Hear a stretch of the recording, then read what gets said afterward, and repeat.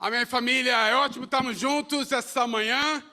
Eu queria começar dando os parabéns para os pais. Hoje é um dia muito especial.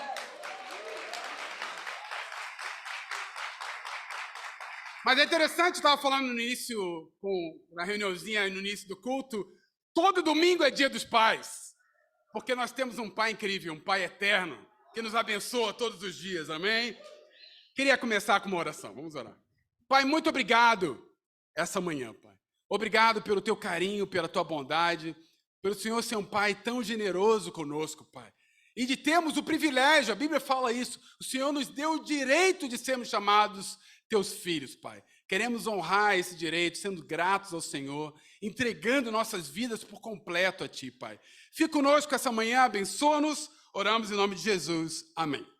Queria convidar vocês a João, capítulo 8. Na semana passada, o Renato pregou poderosamente o poder do Cordeiro. E hoje nós vamos falar sobre o poder da verdade. Amém, irmãos? Eu não sei se você já viu na internet, tem muitas histórias, muitos boatos, muitos mitos. E algumas dessas histórias são muito engraçadas. E eu estava lendo e preparando a pregação, estava rindo sozinho, de que algumas histórias são muito curiosas, né? Uma delas é... Você sabe que a China é o país mais populoso do mundo. Tem mais de 1 bilhão de pessoas, não é? E eles falaram que se tocasse um apito e todo chinês pulasse ao mesmo tempo, deslocaria o eixo da Terra. E pior, as pessoas acreditaram nisso, não é? Só que, na verdade, a massa da Terra é mais de 1 trilhão de vezes a soma da população, né? Botasse todo mundo chinês numa balança, né? Então isso não tem cabimento, né? Uma outra coisa que falaram, talvez essa você com certeza já praticou, é se cai uma comida no chão, você tem 3 segundos para pegar ela. Né? Passou, tá contaminada, não é? E eu lembro quando eu era solteiro, porque quando caía, não caía a comida, caía a única comida. Né? Então eu pegava, soprava e falava, Deus, tu sabes, né? E vamos embora, não é? Mas é mentira. Contamina do mesmo jeito, não é? Uma outra que fala assim, o raio não cai no mesmo lugar 2 vezes, não é? Essa aí, meu amigo... Então, se cair um raio numa árvore, eu vou sempre me abrigar lá, porque não vai cair de novo, não é? Mas é interessante que lá na cidade onde eu sou natal, Rio de Janeiro, lá o Cristo Redentor cai em média 6 raios no Cristo Redentor, todo ano, não é? E é interessante porque essas são piadas, né? São folclores. Mas o problema é quando essas mentiras são mais sérias. Em 1994, aqui em São Paulo, teve uma escola, chama Escola Base. E você que é mais antigo já deve ter lembrado dessa história. Que os donos, os sócios dessa escola foram acusados de praticarem abuso sexual contra os alunos. E foi para a notícia da televisão como eles foram execrados. Depois de provar que tudo era mentira. Mas, apesar de tudo ser mentira, eles não conseguiram se recuperar mais. Fechou, a escola foi depredada, e a vida deles, os dois donos acabaram morrendo depois de um tempo, e não se recuperaram mais. Espiritualmente também é assim, irmãos. Mentiras podem destruir vidas. E a Bíblia fala em João 8, versículo 44, algo que tem que nos levar a meditar cada dia. João 8, versículo 44. A Bíblia fala, Jesus está falando aqui, né, para os judeus lá. Vocês pertencem ao diabo, pertencem ao pai de vocês, do diabo, e querem realizar o desejo dele. Ele foi homicida desde o princípio e não se apegou à verdade, pois não há verdade nele. Quando mente, fala sua própria língua, pois é mentiroso e pai da mentira. Irmãos, nós vivemos numa guerra espiritual. E essa guerra espiritual, nós precisamos entender como ela se manifesta. Quais são as armas que existem nos dois lados. E a Bíblia fala, ainda nesse capítulo, João 8, no versículo 32, é uma passagem muito conhecida, mas Jesus está falando, e conhecerão a verdade, e a verdade os libertará. Então existe essa dualidade da verdade e da mentira. E Satanás vai usar a mentira contra nós. E nós temos um poder incrível para combatê-la. O poder da verdade, irmãos. E a tática de Satanás sempre foi usar a mentira. E nós vamos lá para o início da Bíblia, em Gênesis, capítulo 2. Desde o início, no primeiro casal que existiu na Terra, Adão e Eva, Satanás usou essa estratégia. E você pode ter certeza de que ele continuou utilizando ao longo do tempo e utiliza hoje contra você, irmãos. E por isso nós precisamos nos apegar ao poder da verdade. Em Gênesis capítulo 2, no versículo 16, a Bíblia fala: e o Senhor Deus ordenou ao homem: coma livremente de qualquer árvore do jardim, mas não coma da árvore do conhecimento do bem e do mal, porque no dia em que dela comer, certamente você morrerá. Eu acho incrível essa passagem porque ela é clara, não é? Existem, sem dúvida nenhuma, questões teológicas na Bíblia que são um pouco complexas, mas a essência para o homem ser salvo é muito claro. E nós vamos falar um pouquinho mais para frente. E aqui a ordem era clara: olha, não coma. É só isso, não é? E aí o que acontece em Gênesis 3, versículo 1? Ora, a serpente era o mais astuto de todos os animais selvagens que o Senhor Deus tinha feito. E ela perguntou à mulher: foi isso mesmo que Deus disse? Não comam de nenhum fruto das árvores do jardim? Olha que interessante. A serpente encontra a mulher e ele já começa mentindo, não é? Porque se nós vimos aqui no versículo 16 que a gente leu antes, no anterior, no 2, o que Deus tinha falado? Coma livremente de qualquer árvore do jardim. Ele está falando, mas não coma da árvore do conhecimento do bem e do mal. Então, Deus não está falando que você não pode comer nenhum fruto. É só de uma específica, não é? E olha o que a serpente fala. Não comam de nenhum fruto das árvores do jardim, foi isso que Deus falou? Então, a primeira intervenção da serpente com a mulher é com uma mensagem mentirosa e grosseira. Sabe, irmãos, Satanás ele usa de duas gradações de mentira. Uma mentira muito grosseira e uma mentira muito fina. A grosseira é um ataque externo dele para nós. E são tão grosseiras, mas infelizmente a maioria das pessoas acabam caindo nela. Uma mentira grosseira que Satanás tem falado hoje: olha, o homem e a mulher, eles precisam praticar sexo antes do casamento, para se conhecerem melhor. Porque depois casem, um não gosta do outro fisicamente. Onde Deus fala sobre isso? Onde a Bíblia fala sobre isso? Não é? Ou não, nós precisamos ter atividade sexual para fazer bem à saúde, não é? Então não dá para esperar você casar que você pode ficar doente. Onde Deus fala sobre isso? Uma outra mentira muito clara que tem falado hoje externamente é: os discípulos de Jesus são homens que têm julgado o mundo. Não é? Ontem a gente estava na reunião e o irmão estava compartilhando isso, achei interessante. Nós somos conhecidos lá na universidade como as pessoas que julgam os outros. Mas é interessante porque Satanás não só fala mentiras, como fala meias verdades. A Bíblia fala em Mateus 7, vamos lá dar uma lidinha. Em Mateus capítulo 7, versículo 1, e nós começamos a tomar essas meias verdades como se fossem verdades completas, né? Em Mateus 7 ele fala, versículo 1, não julguem para que vocês não sejam julgados. Então daí vem, né? Vocês são pessoas que julgam os outros, né? Mas olha que ele continua, pois da mesma forma que julgarem, vocês serão julgados, e a medida que usarem também será usada para medir vocês. Por que você repara no cisco que está no olho do seu irmão e não se dá conta da viga que está em seu próprio olho? E aí o interessante, como você pode dizer a seu irmão, deixe-me tirar o cisco do seu olho, quando há uma viga no seu? Hipócrita, tire primeiro a viga do seu olho, e então você verá claramente para tirar o cisco do olho do seu irmão. Então, o foco dessa escritura não é no julgamento. O foco dessa escritura é na hipocrisia. Essa é a mensagem que está aqui. Tanto é verdade que ele fala no versículo 5, depois de você tirar o cisco do seu olho, você está pronto para tirar o cisco do olho do irmão. Irmão, se nós pensarmos na Bíblia, Jesus era um homem, entre aspas, que julgou, não é? Ele chamou as pessoas de túmulos caiados de branco. Ele chamou Pedro de Satanás. Não é? João Batista chamou as pessoas de raça de víboras. Sabe, irmãos, não é julgamento, é amor. Quando nós queremos alertar a pessoa que ela está caindo num buraco. Eu e minha esposa, a gente sempre tem essa brincadeira. Às vezes a gente vê a televisão, e às vezes a gente vê alguém assim com o cabelo zoado, com a roupa, a gente fala, essa pessoa não tem amigo, não é?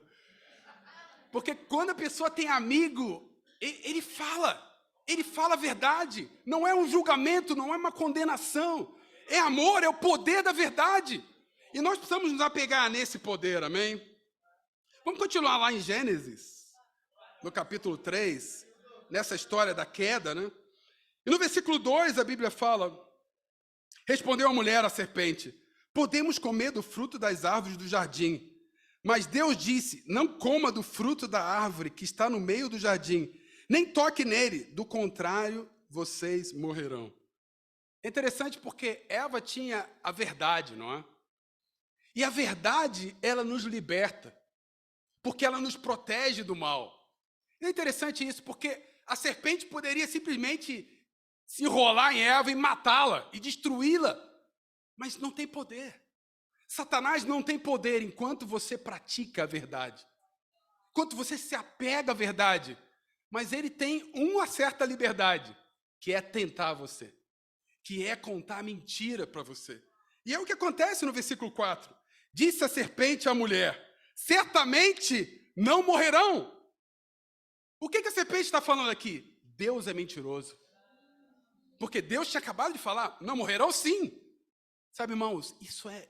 Quando nós ouvimos uma mensagem diferente do que a Bíblia ensina, nós estamos dizendo que Deus é um mentiroso. Se nós falamos, não, nós podemos praticar, como eu dei o exemplo, praticar sexo fora do casamento, nós estamos dizendo que Deus é mentiroso, porque a palavra de Deus fala outra coisa. E nós temos que nos apegar à verdade de Deus. Amém? Mas é interessante porque, além dessa mentira grosseira, da mentira externa, tem uma mentira fina. E essa talvez hoje possa estar influenciando sua vida. E Deus queira que não. Mas é uma mentira interna. Satanás, ele percebe que o homem está sujeito internamente, não é? Porque o povo de Deus não vai cair numa mentira muito grosseira, porque já está na luz, já caminhou na luz, já se arrependeu dos seus pecados. Mas é aquela mentira fina que pode destruir. Olha só no versículo 5. Deus sabe que no dia que dele comerem, seus olhos se abrirão, e vocês, como Deus, serão conhecedores do bem e do mal. Quando a mulher viu que a árvore parecia agradável ao paladar, era atraente aos olhos, e além disso, desejável para ela se obter discernimento, tomou do seu fruto, comeu e deu a seu marido, que comeu também. O que a serpente conseguiu fazer? Ela conseguiu entrar na mente de Eva. Ela conseguiu entrar no íntimo. Ela tentou primeiro no início, né? Olha, Deus falou isso. E ela falou, não, ele não falou isso. Aí falou, agora eu vou para a segunda parte da batalha. Vou no coração. Vou mexer no íntimo da pessoa. E é isso que ele faz e sempre vai fazer, até conseguir pegar algumas das pessoas. Sabe, irmãos, existem dois conceitos na filosofia aí. Uma é a verdade objetiva. E a verdade objetiva é o que está na palavra de Deus. Se você comer do fruto, você morrerá. Essa é uma verdade objetiva. E tem uma verdade que a gente chama de relativa, né? Que ela ficou olhando, acho que Deus começou a pensar, transformar a mensagem de Deus para algo que fosse mais agradável para ela, para Eva. Começou a pensar, mas será que não deve ser bem isso? O que tem a ver comer um fruto, né? E começou a relativizar. Sabe, irmãos, existe um conceito hoje que é o pós-modernismo, né? E que não existem verdades absolutas. São verdades relativas, não é? E onde as pessoas respeitam a verdade de cada um. Mas pensa como isso é loucura, não é? Você conhece a lei de Newton, não é? Da gravidade, não é? Se eu pego uma bola e eu solto aqui, o que vai acontecer com ela? Ela vai cair. Mas eu penso, eu não acredito nisso. A minha verdade é outra, respeita a minha verdade. Aí eu começo a pensar, solta a bola. Ela não vai flutuar, ela vai cair, porque é uma verdade absoluta. Há uma verdade que não se pode mudar com a mudança do conceito que você tem. Vamos lá em Lucas, capítulo 12. Espiritualmente é assim também, irmãos. Uma parte da humanidade acredita que a vida se encerra após a morte, não é? Você morre e vai ser destruído. E uma outra parte da humanidade acredita que há vida depois da morte. E eu pergunto para você, os dois estão certos? Mesmo, eu não estou perguntando qual você acredita. Eu estou perguntando a possibilidade dos dois estarem certos. Não existe.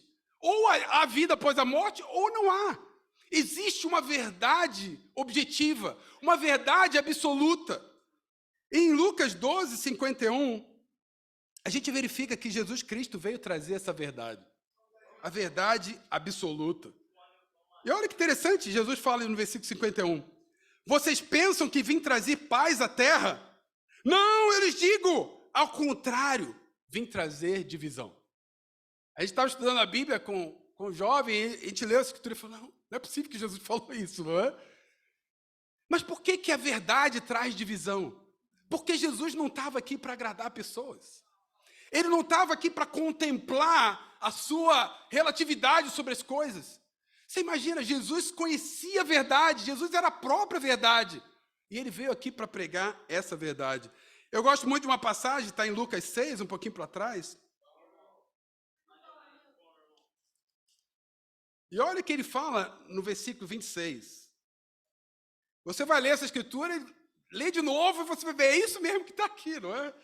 Ele fala, ai de vocês, quando todos falarem bem de vocês, pois assim os antepassados deles trataram os falsos profetas. Aí a pessoa lê, não, vou ler de novo, Jesus não falou isso. Falou isso. O que significa ai de você? Eu tenho filho, e quando meu filho não quer fazer a lição, por exemplo, eu falo, ai de você se não fizer a lição. É? O ai significa que alguma coisa que você não gosta vai acontecer depois, não é? E quando ele fala, ai de vocês, quando todos falarem bem, uau! Todo mundo fala bem de você não é um bom sinal. É o contrário do que a gente imagina, não é? Porque quem não defende a verdade absoluta, quem defende a verdade relativa, não está preocupado em falar a verdade de Deus, está preocupado em que todos falem bem dele. Não é? E olha o que a Bíblia fala aqui, pois assim os antepassados deles trataram os falsos profetas. Os falsos profetas eram benquistos por todos. Eram bem falados por todos, não é? E aí vem Jesus, irmãos, há 2000 anos atrás, pregando a verdade. Amém, irmãos? Nós precisamos buscar a verdade objetiva. Doa ela a quem doer, não é?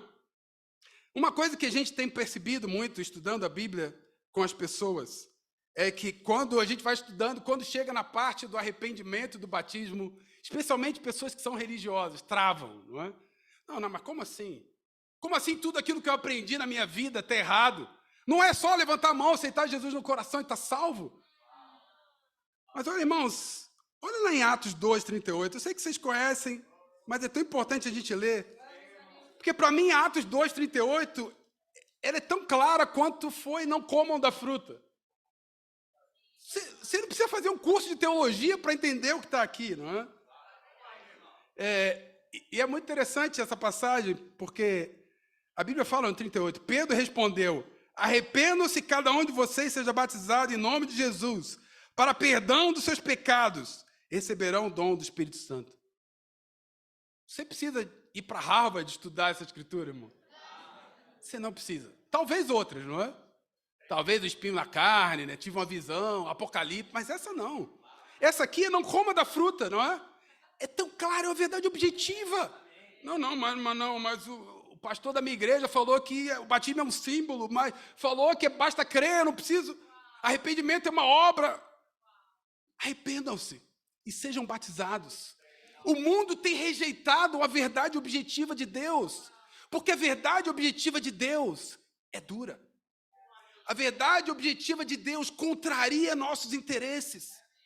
A verdade objetiva de Deus nos coloca obstáculos para ter a vida que a gente quer. E o que Satanás fala? Ele fala, não, essa vida objetiva te traz prisão. Mas é o contrário. Olha o que aconteceu com Eva. Ela era livre. Ela tinha o paraíso à disposição dela. Podia fazer o que ela quisesse. Só não podia comer da fruta. E ao comer da fruta, olha o que aconteceu. Olha para você, não é? Olha para nós. Olha o que aconteceu na cruz com Jesus. por uma decisão de ouvir a Satanás e não ouvir a Deus. Tem 2 pontos rápidos hoje, irmãos. O primeiro ponto é a verdade, o poder da verdade, da graça. Eu queria chamar vocês a Apocalipse 12. Satanás, ele tenta destruir, contar mentiras para nos destruir por dentro. O inimigo interior, não é? Porque exteriormente, às vezes, a mentira é tão grosseira que afasta os homens. Não, fala, não, isso aqui é muito mentiroso, não é? É como você está andando na rua e vê um buraco. Você vê um buraco e fala... Então, quando eu estava no exército, o que a gente fazia? Camuflagem, não é? Você tem um buraco e você coloca um tapete de folhagem para que a pessoa ande por ali e caia. E é essa estratégia, porque se a coisa é muito descarada, você pensa, opa, perigo. Mas o problema é quando a mentira é interna, ela vai te destruindo aos poucos e você nem percebe, não é? E eu queria falar duas estratégias de Satanás, que nós precisamos estar bem alertas, mas que pelo poder da verdade nós podemos nos livrar delas, amém, irmãos? Apocalipse capítulo 12, versículo 10. Então ouvi uma forte voz dos céus que dizia: agora veio a salvação, o poder e o reino do nosso Deus, e a autoridade do seu Cristo, pois foi lançado fora o acusador dos nossos irmãos, que os acusa diante do nosso Deus. Quando?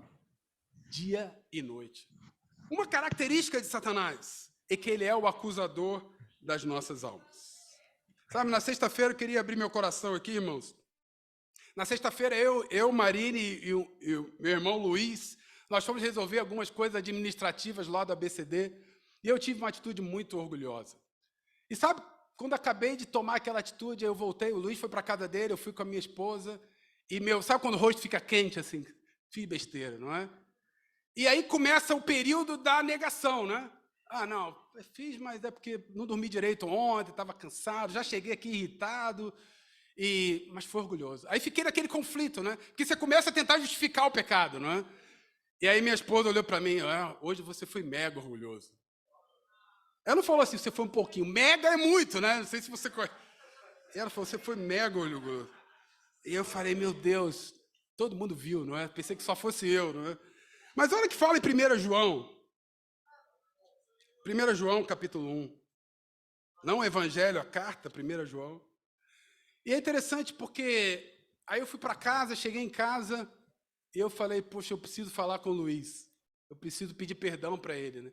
E aquilo estava me afligindo. Eu liguei para ele falou, Nildo, estou chegando em casa, você quer falar agora, quer esperar eu chegar em casa? Eu falei, irmão, eu quero falar agora.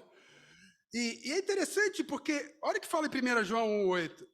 Se afirmarmos que estamos sem pecados, o que nós fazemos? Enganamos a nós mesmos. E a verdade não está em nós. Se confessarmos os nossos pecados, Ele é fiel e justo para perdoar os nossos pecados. E olha o que a Bíblia fala, e nos purificar de toda injustiça. Sabe, irmãos, o confessar precisa ser rápido. Porque Satanás trabalha no lapso de tempo entre o pecado e a confissão. Quanto mais tempo você demora para confessar, mais tempo ele trabalha na sua mente e na sua alma. Confessar o pecado é uma bênção de Deus. Não é um tempo de tortura, é uma bênção de Deus. Aí você pode falar, puxa, mas Deus está falando aqui de confessar para Ele. Sem dúvida. E precisa casar com Tiago 5,16, confesse uns aos outros. Porque quando nós abrimos o nosso coração, nós temos oportunidade de limpar o nosso e limpar o do outro. E eu falei para o Luiz, cara, o que você viu? Como você sentiu? Aquilo te machucou? Como você... Fala para mim, o que você viu de errado? E ele pode falar o que feriu ele, o que ele achou errado, o que eu poderia mudar. Se nós não confessamos, nós permanecemos não só mantendo o poder de Satanás em nós, como no outro que nós ferimos também, irmãos. Então, por isso Tiago 5 fala, confesse os pecados uns aos outros. Não é numa casinha lá para um padre, eu queria te confessar. Nenhum padre confessa para você, não é? Não, nós precisamos confessar. É um momento de nos curarmos, é um momento de nós limparmos o nosso coração. Satanás trabalha na escuridão, irmãos. Satanás trabalha nesse lapso de tempo. Eu queria encorajar vocês, porque a verdade liberta, não é? E porque a graça. Às vezes nós não acreditamos que Deus nos perdoa. Eu não sei você, mas já aconteceu contigo, de você pecar e falar, puxa, agora eu vou sair na rua, aquele estudo bíblico que eu tinha vai desistir, vai tocar o telefone, não é? Porque Deus está contra mim, eu sou tão pecador que Deus está contra mim, não é? Aí você sai da rua, acontece, começa a chover, você fala, pronto, foi isso. Já tá, é porque eu estou em pecado. Irmão, se apega à verdade. A Bíblia fala que quando confessamos nossos pecados, Deus nos purifica de toda injustiça. Deus não é sentimental como nós somos. Deus não é vingativo como nós somos. Deus é cheio de misericórdia, é cheio de amor. E se nós não acreditamos nisso, Satanás nos engana e nos faz andar pesados a cada dia, irmãos. Eu lembro de uma passagem eu fiz no nosso bate-papo, que quando Jesus vai lavar os pés dos discípulos. Lembra dessa passagem? Em João 13. E aí ele vai lavar os pés de Pedro. O que Pedro fala? Não. O meu pé você não vai lavar, não. E aí Jesus falou, se eu não lavar o seu, você não tem parte comigo. Irmão, Jesus não repreende erros doutrinários. Jesus repreende pecado. E Pedro não estava num erro de interpretação. Era um pecado. E qual é o pecado, irmãos? Não aceitar a graça de Deus. Lavar os pés é a graça, é o presente imerecido. E quando nós estamos pesados por nossos pecados, é porque nós estamos desprezando a graça de Deus. Você acha que você é tão bom que você não poderia ter errado. Não, você é pecador, a Bíblia fala aqui. Se afirmamos que estamos sem pecado, enganamos a nós mesmos. Então desce do trono, irmãos, e reconhece que você precisa da graça de Deus. Que você precisa que Jesus lave os seus pés. Que Jesus purifique você de toda a injustiça. E sai daqui desse salão hoje com a cabeça erguida. Não ouça Satanás. Ouça Deus, amém, irmãos? E Deus é bom, irmãos. Eu queria chamar você a Mateus 22. E o segundo ponto, para terminarmos. A verdade é completa, irmãos. Satanás, ele usa de meias verdades. Porque às vezes a mentira completa, ela assusta. Então ele usa uma meia verdade. Eu gosto muito da passagem, os irmãos do meu bate-papo, quando eu leio essa escritura que eu falei de novo, Anildo, mas eu gosto muito dela. E eles já ouviram umas 50 vezes. Mas é a história do banquete. Porque eu penso que essa escritura é a doutrina da graça, essa passagem. Ele fala no versículo 11. A história basicamente é um rei, ele faz um banquete e as pessoas não vão. E essas pessoas representam os judeus. Deus chamou os judeus e eles não aceitaram. E aí ele saiu para convidar todos os outros que não eram judeus. E esses todos somos quem? Somos nós, amém? E aí a Bíblia fala isso, no versículo 11. Mas quando o rei entrou para ver os convidados, aqueles convidados que somos nós, que não merecíamos, olha o que a Bíblia fala. Notou ali um homem que não estava usando veste nupcial. E ele perguntou, amigo, como você entrou aqui sem veste nupcial? O homem emudeceu. Então o rei disse aos que serviam, amarre-lhe as mãos e os pés e lance-o para fora, nas trevas. Ali haverá choro e ranger de dentes. Basicamente, nesses banquetes, tudo era de graça. A comida era de graça. A festa era de graça. Tudo era de graça. E eles precisavam usar uma roupa, uma veste nupcial. Detalhe, a roupa também era de graça. Bastava você ir lá e pegar aquela roupa. E aí entrou um gaiato na festa. Eu vou usar essa roupa não, muito feia, vou usar a minha. E aí ele chega e o rei olha e fala, que aquele pica-pau ali está sem roupa, não é? De festa, que audácia, não é? Sabe, irmãos, o que representa isso? O reino de Deus é de graça. Tudo é de graça. A festa é de graça. A roupa é de graça. Tudo que Deus nos dá é de graça. Mas existem condições. E o fato de existir condições não anula a graça. Sabe, irmãos? Então, quando nós temos que obedecer a Deus, isso não significa que nós estamos comprando a nossa salvação. Isso não significa que não é de graça.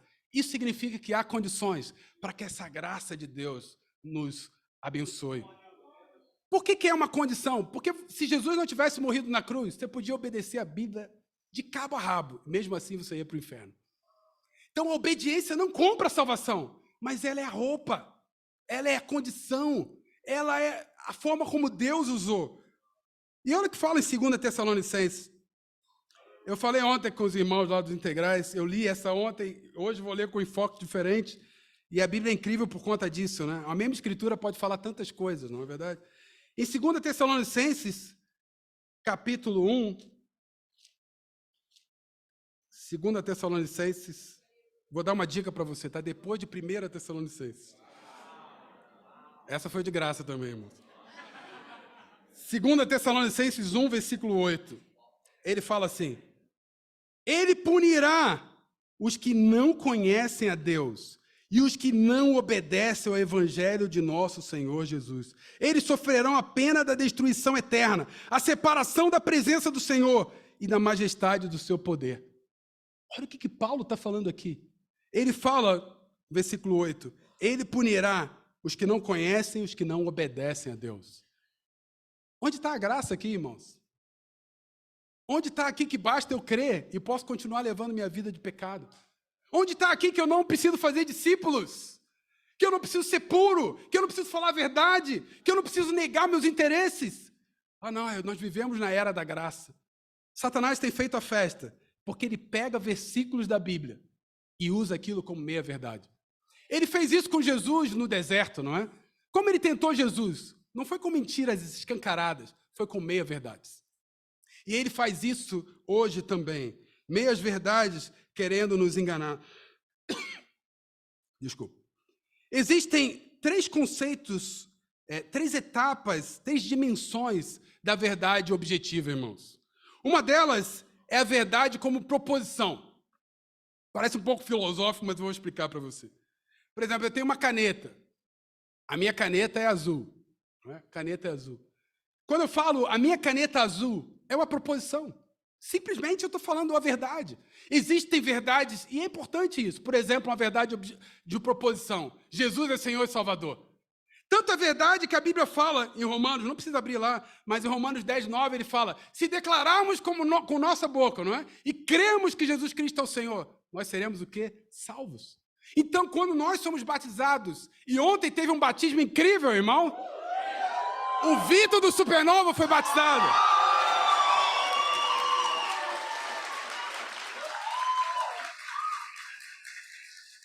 A mão de você, irmãos. Eu achei tão bonito, ele colocou lá no grupo, né? Eu esperava tanto esse momento de poder dizer que eu sou irmão de vocês, né? E é incrível, porque a verdade objetiva, a verdade dessa dimensão de proposição, nós falamos quando somos batizados. Jesus é Senhor, não é? Essa é a verdade de proposição. Mas é interessante, eu queria convidar vocês lá, Romanos 1, 5. Estou terminando, irmãos. Porque a segunda etapa dessas 3 dimensões da verdade, a primeira é a proposição. Nós precisamos declarar: Jesus é Senhor. Eu estava ontem com meus pais estão lá em casa, eu estava vendo televisão e teve uma marcha para Jesus. Eu estou longe de estar criticando qualquer marcha para Jesus, mas as pessoas estavam praticando essa primeira verdade. E foram entrevistados: Jesus é incrível! Jesus, louvado seja Deus! Não tem nada de errado sobre isso. Eu não estou criticando se a pessoa é hipócrita, isso não é o ponto. Mas a verdade, ela tem 3 dimensões, e nós precisamos avançar, não é? E olha o que fala em Romanos 1, versículo 5. O mesmo Paulo que falou que se eu declarar com a minha boca, crer no meu coração que serei salvo, ele fala no versículo 5, por meio dele, por causa do seu nome, recebemos graça e apostolado, para chamar dentre todas as nações um povo para obediência que vem da fé. O mesmo Paulo que fala que eu preciso crer para ser salvo, ele fala que essa fé, ela está ligada na obediência, porque a obediência vem da fé. O que significa? Se eu creio e não obedeço, eu não creio de verdade. É uma mentira de Satanás, porque a crença não é só intelectual, a crença não é só na superfície, ela demanda obediência. E essa é a segunda dimensão da verdade. A verdade como proposição. Jesus é Senhor. Precisamos falar nos 4 cantos. Jesus é Senhor e Salvador. Mas uma outra dimensão da verdade. A verdade é o que nós fazemos. A verdade não é só o que você fala, é o que você faz. Eu queria levantar um irmão, que eu já levantei outras vezes, mas eu tenho uma admiração enorme por esse irmão, que é lá de Mauá, o Jax. O Jax é um irmão... Ele é um irmão incrível. E eu fico, quando a gente estuda a Bíblia, eu já estudei a Bíblia várias vezes com ele liderando estudos. E quando ele fala, eu falo: meu Deus, ele é muito inteligente. E ele tem umas sacadas e é incrível. Mas sabe, essa é a verdade propositiva. Ele sabe propagar a verdade com muita clareza. Mas o Jacques, talvez, irmãos, eu me arrisco a dizer isso, que ele seja o irmão mais evangelístico dessa igreja. Ele é uma máquina de evangelismo. Porque a verdade não é propositiva somente. Ela tem que ser vivida. Ela tem que ser praticada. E a terceira dimensão da verdade está lá em João 14, versículo 6. Todos vocês conhecem, mas não tem como a gente terminar essa pregação sem falar dela, né? Então, a primeira dimensão da verdade é a verdade que nós falamos, propositiva. A outra é a verdade da prática, porque senão não se materializa aquilo que nós falamos. E a terceira dimensão que fecha todo esse grupo é João 14, versículo 6. Respondeu Jesus: eu sou o caminho. O que mais? A verdade e a vida. Ninguém vem ao Pai a não ser por mim. Então, nós precisamos falar a verdade, precisamos viver a verdade. Mas nós precisamos entender que a verdade é o próprio Cristo. Isso é uma loucura. Se você perguntar assim, o que é a verdade? É o próprio Jesus. Então, o que significa isso, irmãos? Se nós falamos a verdade, praticamos a verdade, mas nós não nos relacionamos com a verdade, não fecha. Não fecha. Porque você não consegue falar, praticar de algo que você não se relaciona. Por isso nós precisamos fazer nossos tempos com Deus. Por isso nós precisamos nos relacionar com Deus. Por isso nós precisamos conhecer a Deus. Lá naquela escritura de 2 Tessalonicenses 1, ele fala, as pessoas serão destruídas por não obedecerem, mas também por não conhecerem a Deus. Nós precisamos conhecer a Deus, porque senão outras pessoas vão desenhar um Deus que não existe. E esse Deus que tem sido pregado no mundo hoje, ele não existe. O Deus que está sendo pregado no mundo hoje não existe. E por isso nós precisamos conhecer e propagar o Deus que existe. Eu queria muito encorajar você hoje, irmãos, a você sair daqui e não perder tempo com esse lapso. Fale do seu coração, fale das verdades, não permita, e não só, às vezes a gente pensa, pô, eu preciso só confessar pecado. Não, fala do seu coração, fala das coisas que você pensa, das coisas que você concorda e das coisas que você não concorda. Busca pessoas para abrir seu coração, para que Satanás não trabalhe nele. Eu queria vou terminar mesmo com essa última passagem, João 18. João 18, 38, a Bíblia fala, essa pergunta de Pilatos, interessante, né? Quando Jesus está diante de Pilatos, Pilatos pergunta para Jesus, versículo 38, que é a verdade? Interessante, né? Pilatos pergunta para Jesus, o que é a verdade? E ele mal sabia que ele estava diante da verdade, não é? Mas olha o que fala, perguntou Pilatos, ele disse isso e saiu novamente para onde estavam os judeus. O que quer dizer isso, irmãos? Pilatos perguntou o que é a verdade, mas não ficou para ouvir. E foi embora. Sabe, irmãos, fica para ouvir a verdade. Fica para ouvir a verdade no discipulado. Fica para ouvir a verdade, se você que está estudando a Bíblia. Pergunta o que é a verdade, mas fica para ouvir. Transforma seu coração. E aí o poder de Deus, que excede a todo entendimento, ele vai destruir Satanás da sua vida. Ele vai impedir, ele vai criar essa couraça, não é? O que fala lá em Efésios, quando ele fala sobre as armas? Qual é a primeira arma? É o cinturão da verdade, não é? É a primeira arma contra Satanás. O poder da verdade se materializa dessa forma. E a Deus toda a glória. Amo vocês, irmãos.